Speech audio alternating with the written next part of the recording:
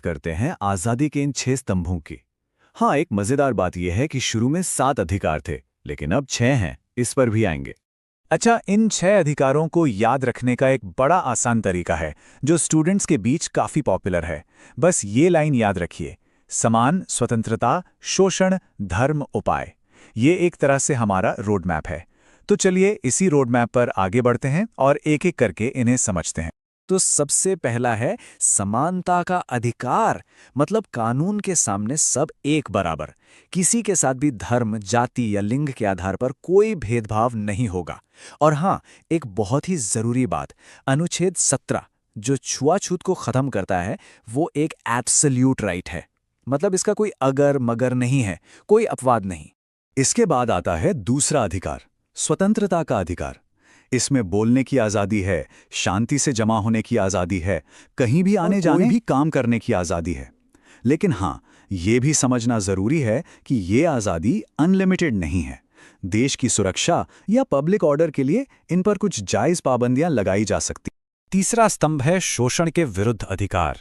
ये अधिकार हर इंसान को बचाता है, ह्यूमन ट्रैफिकिंग से, जबरदस्ती काम करवाने से, बाल मजदूरी से। और पता है खास बात क्या है?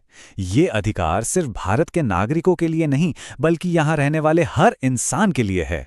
चौथा अधिकार है धर्म की स्वतंत्रता का। ये हर किसी को अपना धर्म मानने, उसकी पूजा पाठ करने और उसका प्रचार करने की पूरी आज़ादी देता है।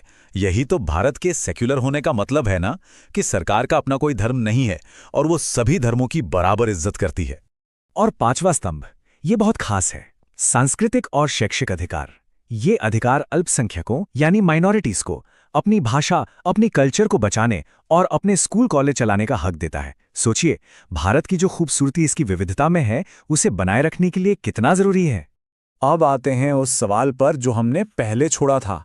याद है, मैंने कहा था कि पहले 7 अधिकार थे, तो फिर वो 7वां अधिकार गया कहाँ?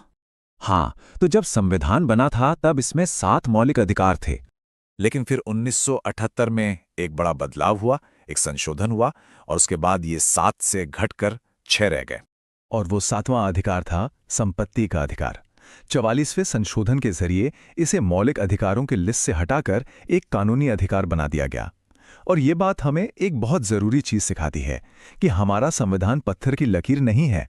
ये एक लिविंग डॉक्यूमेंट है जो वक्त के साथ बदल सकता है, विकसित हो सकता है।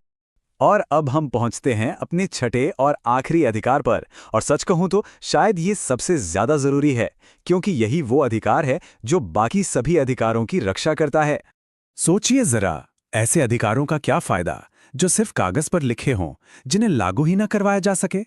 वादा तो तभी पूरा होता है जब उसे निभाने की गारंटी हो। तो सवाल यह है कि इन अधिकारों की गारंटी कौन देता है?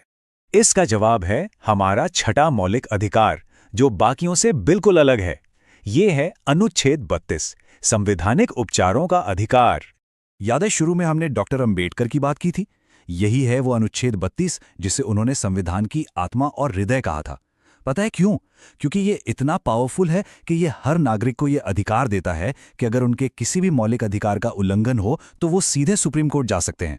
और सुप्रीम कोर्ट के पास इन अधिकारों को लागू करवाने के लिए 5 तरह के हथियार हैं, जिन्हें रिट कहते हैं, जैसे हेबियस कॉर्पस, मैंडेमस वगैरह। इन्हीं रिट के जरिए कोर्ट इंसाफ करता है। असल में यही वो ताकत है जो बाकी के 5 अधिकारों को मजबूती देती है। हाँ, एक बात और, क्या ये अधिकार हमेशा लागू रहते हैं?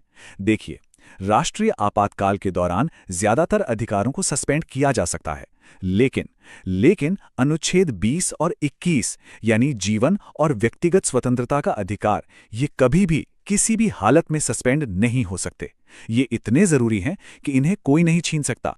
तो कुल मिलाकर संविधान की आत्मा सिर्फ अधिकारों की एक लिस्ट नहीं है, बल्कि ये वो शक्ति है जो हर नागरिक के हाथ में है अपने हक की लड़ाई लड़ने के लिए। और ये हमें एक बड़े सवाल के साथ छोड़ जाता है